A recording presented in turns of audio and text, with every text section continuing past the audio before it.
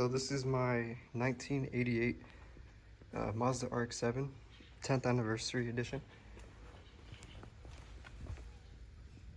Pretty much just going to be doing like a little run around the whole car, what's been done to it and what still needs to be done, and just my goals in the end for it. Just a little bit of history on the car. I got this car when I turned 16.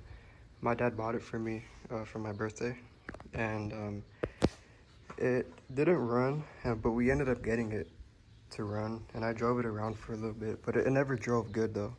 It always had issues like with misfires and sputtering, and but surprisingly it was still pretty reliable.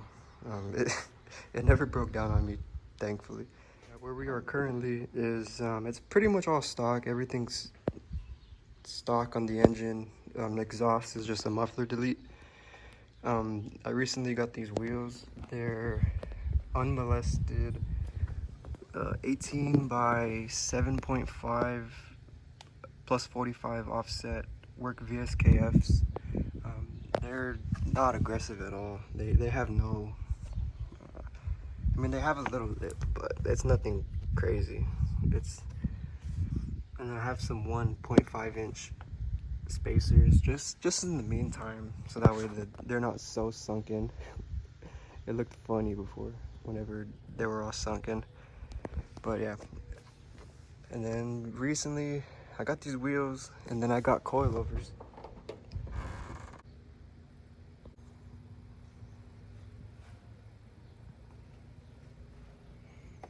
The coilovers that we got are max speeding rods. I ordered them from eBay. They were like $300 or something, so this is kind of like a budget build for me, so I'm not trying to spend too much money on it right now, but I definitely have a lot of time into it. So it's a completely stock 13B. It just has emissions delete. I have this deleted for now. The bypass valve, it's a little fitting on the fuel rail, but yeah, that's about it. I had to get a new alternator like 2 weeks ago, and it has a full wire tuck and a battery relocation. It's pretty clean. It's not the best, but it's not the worst.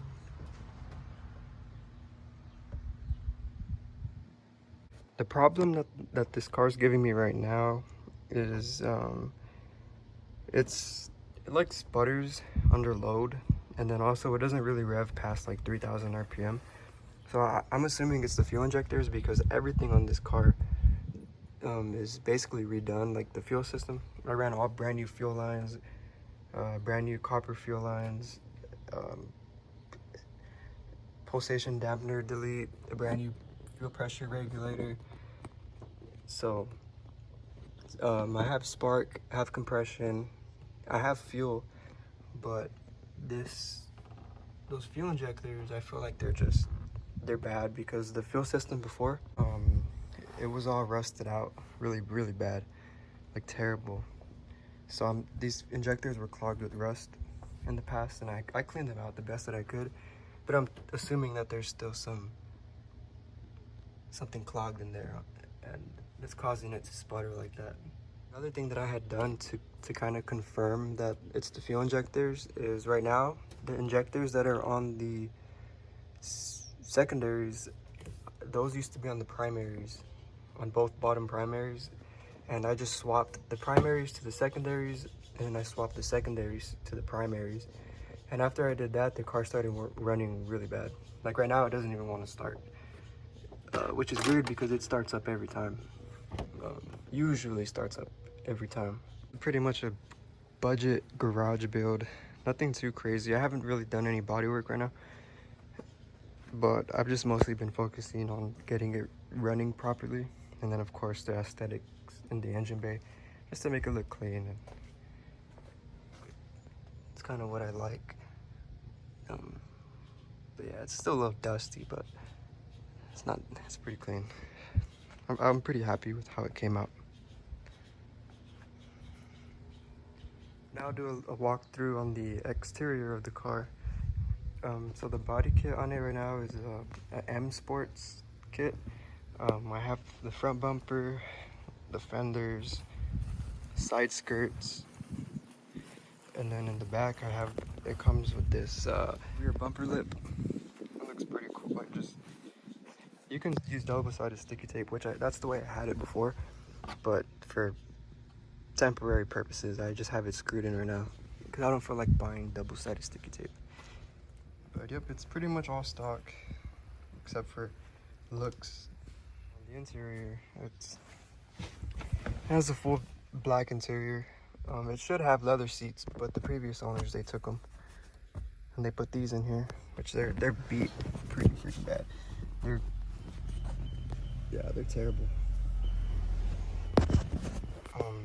Yeah, this might be the highest mileage 10th anniversary in the world.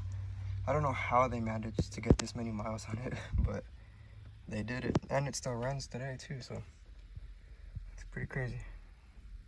Since 2017, that's how long it was sitting before I recently got it running, like maybe 2 months ago.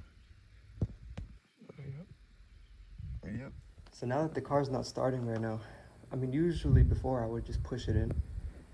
So that's kind of what I'm thinking I'm gonna have to do. I wanted to try to make the video like all fancy with like cool edits, and I didn't think that the car wasn't gonna start. so yeah, that sucks. But yep, so this is my car, and just a little rundown. And in the future, I want to do some body work on it. I don't know if I'm most likely gonna get it painted, but that's in like the somewhat far future. I don't really want to spend all that money on paint right now until it's running perfect, and I know that it's not going to be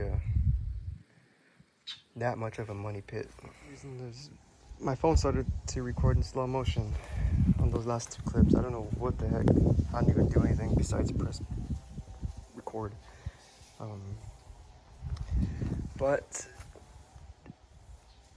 yeah, this is my build, and I'm gonna be making a new video soon about installing the new fuel injectors, and then I still have to get the fuel cell for it too because it doesn't have a gas tank right now. And those are pretty much the last 2 things that I need to get the car ready for the street. Oh, and of course I need to do the clutch too. The clutch is slipping really bad.